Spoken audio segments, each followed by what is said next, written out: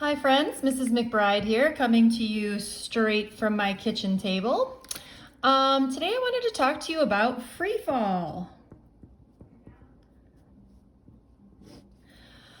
So as you saw in that Brian Cox video, if you take two things that have different mass and you drop them when in normal life, the heavier object will hit the ground first. If you remove air resistance, like they did in that big vacuum chamber, you will find that all things fall at the same rate, no matter what their mass. So let's write some of this stuff down. So in free fall, by definition, the only force acting on an object is gravity.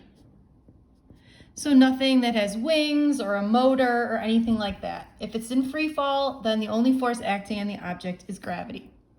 And we also said all objects, no matter what their mass is,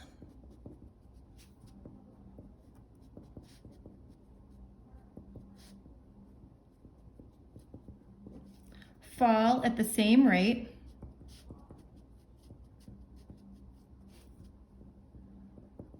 and again, I'm going to put a little asterisk next to this. In the absence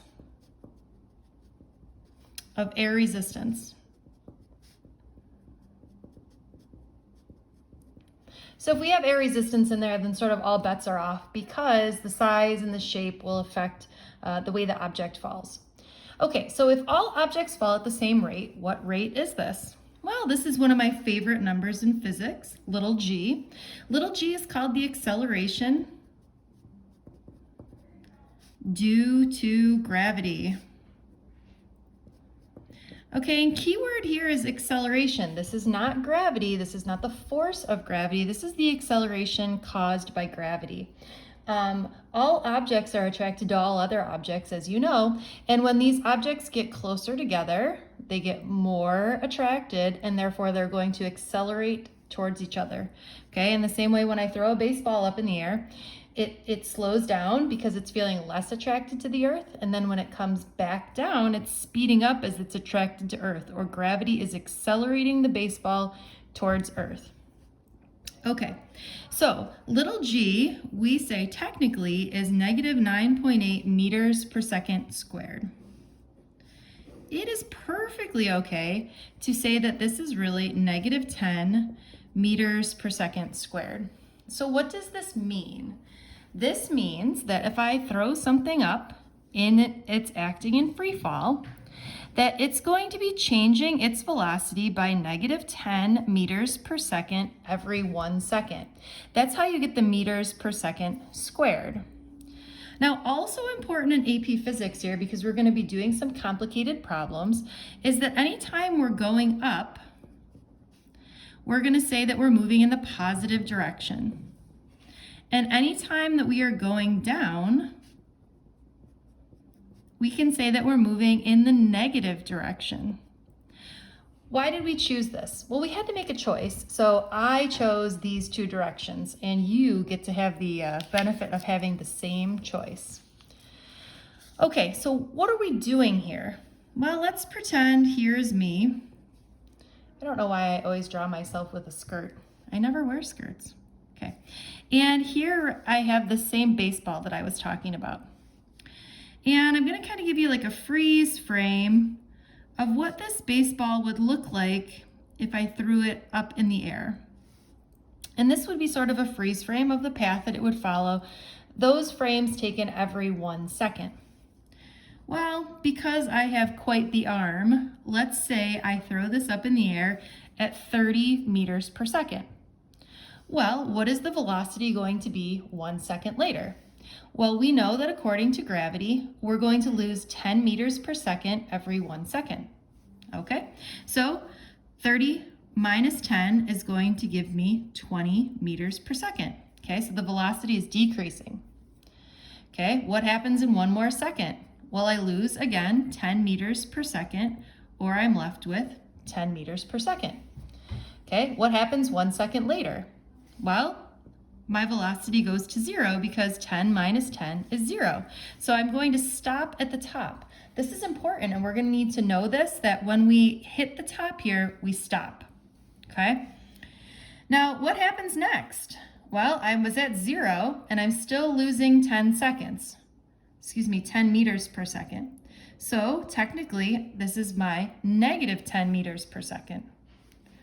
And if I lose another 10 meters per second, I get 20, and then I get 30.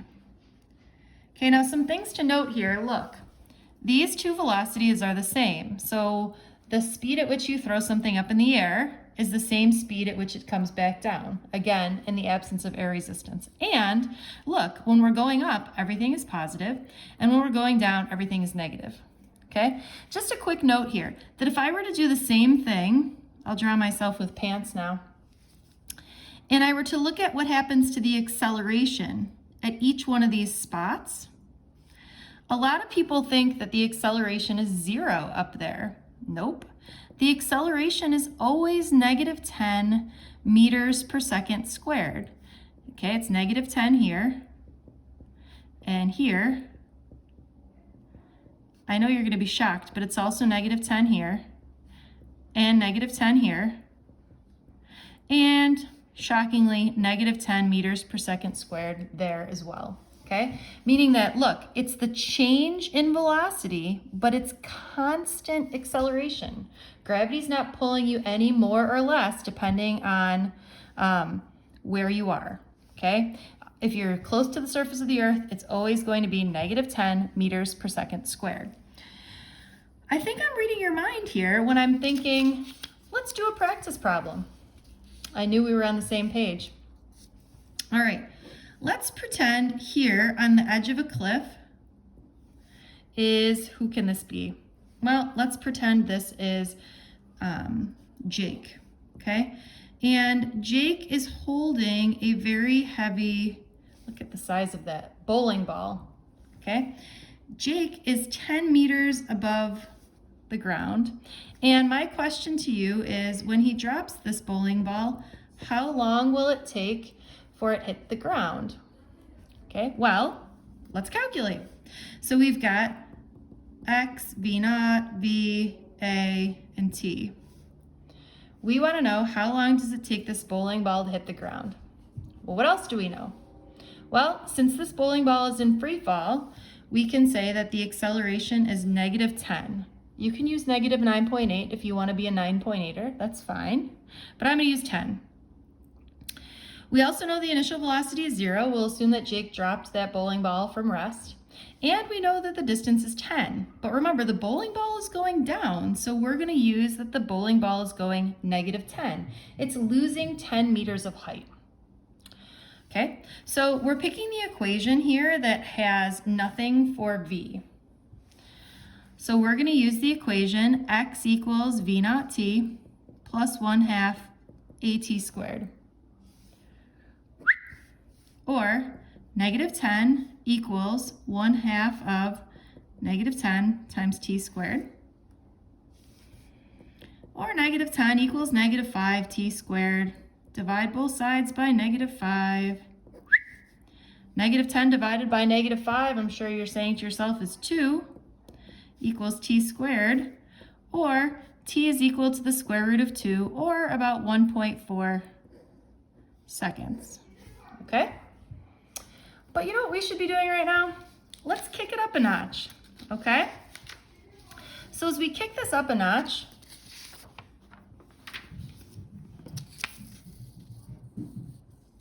okay, here we go. Let's throw in a little calculus. So now I'm going to say that Sydney throws a ball in the air with a velocity such that v of t is equal to 5 minus 10t. And I want to know two things. I want to know the time when the ball gets to the maximum height, And I would like to know, what is the maximum height?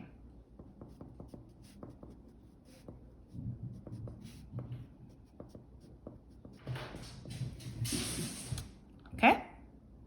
Well, first of all, let's do part A. If I want to know what is the time when the ball gets to the maximum height, as a reminder, at the maximum height, we know that the velocity is 0, right?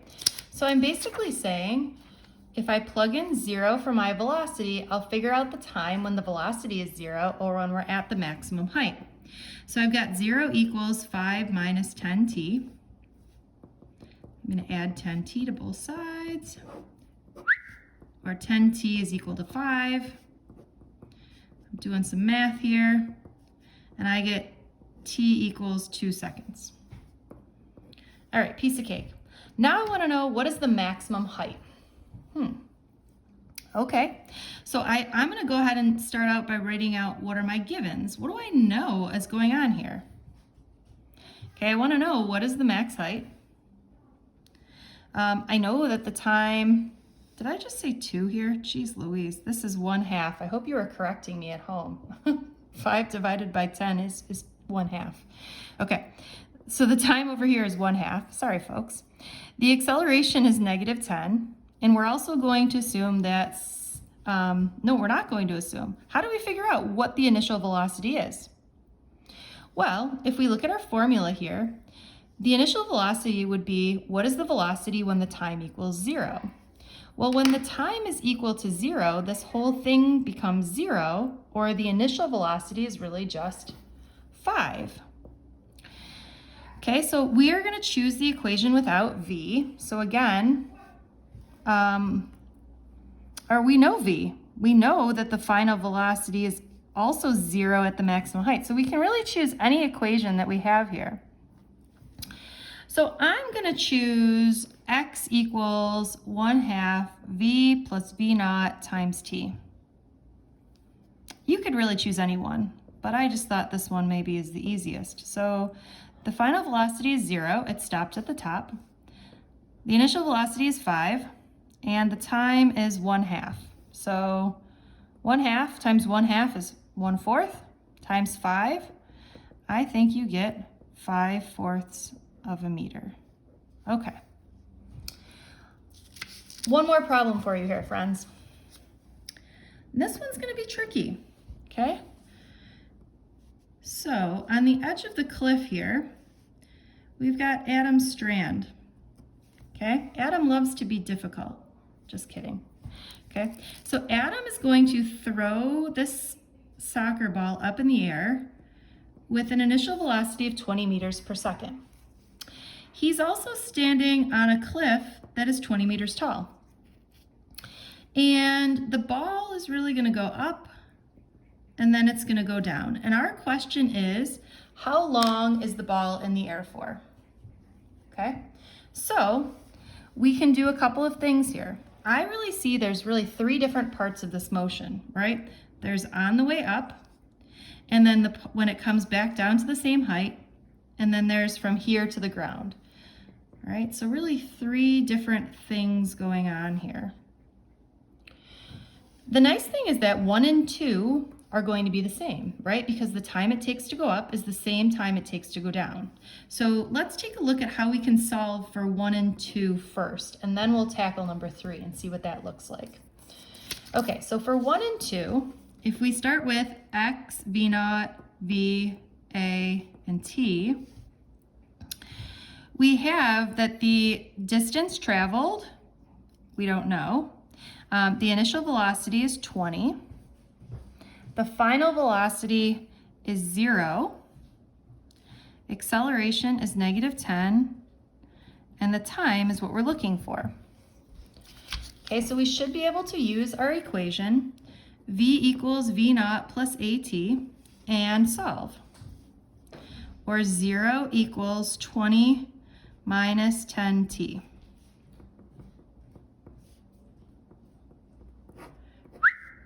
Okay, so 10t equals 20. Let's see if I can do this math correctly. So t is equal to 2 seconds. Okay, so the time for going up is 2 seconds. And the time for coming back down is 2 seconds. Okay, now we just need to figure out what's happening in section number 3. Okay, so what do we know in section 3? Well, we know x, v naught, v, a, t. Okay, we're definitely looking for the time here, but what else do we know? Well, we know that it was going up at 20 meters per second, but what is the initial velocity here? When we threw this ball up at 30, it came back down at negative 30. If we throw this soccer ball up at 20, it will come back down at negative 20. So the initial velocity here is really negative 20. We also know that the acceleration is negative 10 meters per second squared. And we know that we lost a distance of negative 20. Okay, so you might say, hey, this is great. Okay, we can go ahead and solve this. So you would pick the equation x equals v naught t plus 1/2 at squared. Are you seeing the problem here? Well, the problem here is that now I got a quadratic formula because this has a t and this has a t squared in there, and I got to use the quadratic formula in order to solve this. So that's a no for me. Okay, what I'm going to do first is I'm going to solve for the final velocity, and then I'm going to solve for the time. Okay, so I can solve for the final velocity using these equations here, or v squared equals v naught squared plus 2ax. So I've got v squared equals negative 20 squared plus 2 times negative 10 times negative 20. Oh boy, here we go. Well, v squared is really equal to 20 squared is 400. 2 times negative 10 times negative 20 is also 400, or v squared is going to equal 800. Now, I don't know about you, but I am not sure what 800 squared is, so we're going to grab our calculator here, and let's figure it out. So the square root of 800 is 28.28. Now, there's something else we need to do, though.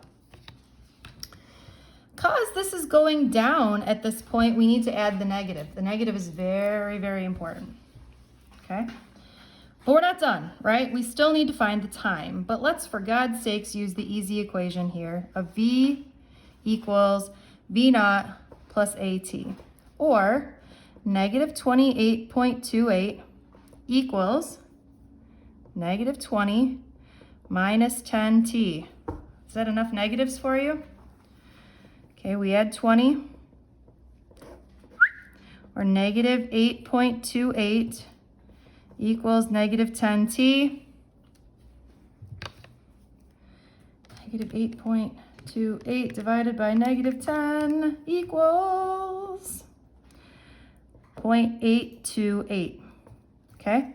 Now, if we think about it, the time going up was 2 seconds. The time going back down to the same spot, 2 seconds.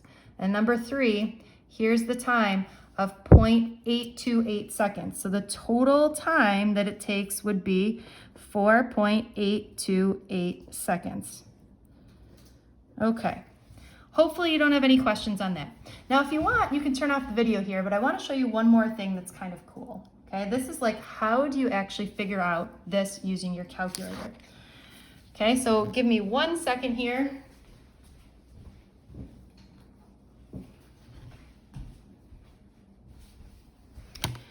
All right, let's say you have your calculator and you want to figure out what is happening, and you're lazy and you want the calculator to do the work for you. All right, well, we know the equation x of t equals v naught t plus 1/2 at squared. Okay, we have this equation. The initial velocity in our last problem was 20 plus 1/2 of negative 10 is our acceleration times t squared, right? So x of t is equal to 20t minus 5t squared. You with me? Okay, now what we're really trying to figure out is what is the time when x is negative 20? All right, so you got your calculator. We go to y equals, okay, and I'm gonna plug in my equation. 20t, okay, see how it's got x, that's okay, minus 5t squared, okay? And then I'm gonna go to my table. So I hit second table. Okay, do you see how there is telling me, okay, so it looks like, look, it goes, starts from 0, okay, then it goes down here. Okay, so the problem is that it doesn't know that we started not at 0. Okay, so let's go back and fix our equation. We are starting on a cliff that's 20 meters tall. Okay, so I go back and I fix my equation. Get over here, plus 20. Okay, now let's go back to our table. Okay, now it's starting, this is the time, right? And this is my distance. Okay, so I can see that when I started at 20, the ball goes up to like a maximum of 40, which makes sense at time 2, right? We thought this.